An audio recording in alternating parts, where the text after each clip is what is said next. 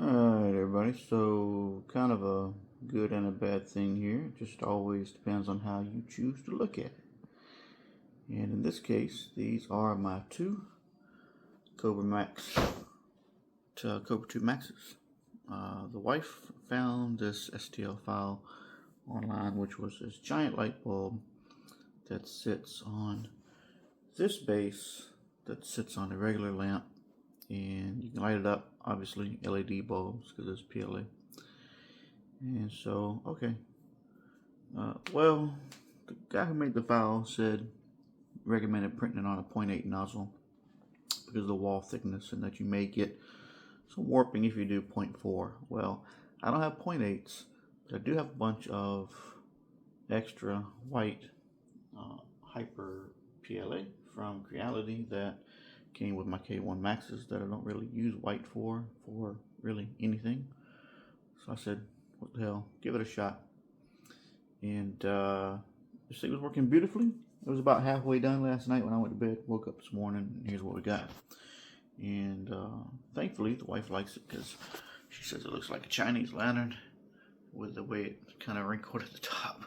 I guess from the weight, because the walls are like one wall thick, 1 millimeter thick, or one layer thick. They're really paper thin. So looks like it came out okay. Hopefully it stays intact when I go to pull it off the base. And then this guy, the base, and you guys talking about layer adhesion. This printer's been off for a while. I mean, this bed's not even warm at all.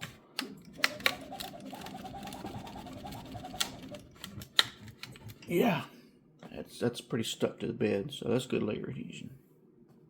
So if you guys are interested on how to do that, it's probably no simpler than anybody else, but once a week I make this mandatory maintenance. Once a week I take these beds off, I wash them in the sink with dish detergent, because this one is a textured bed. I'll scrub these down lightly with steel wool, and then we'll dry them off with a paper towel. I'll wipe them down with alcohol and then dry that off with a paper towel, put it back on here. I'll run bed leveling, and then I will print a test cube with a wide brim and dial in my Z offset. That's all I do every time. Every time. Let me see if I get some more light.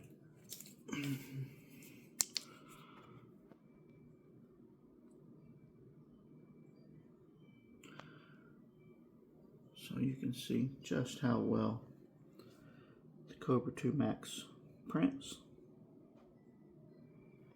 Get that to focus there. Really beautiful.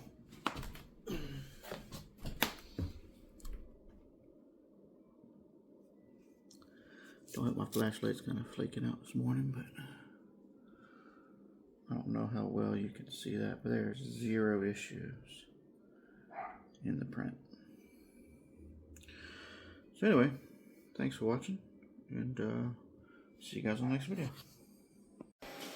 Alright everybody, so here is the total completed piece.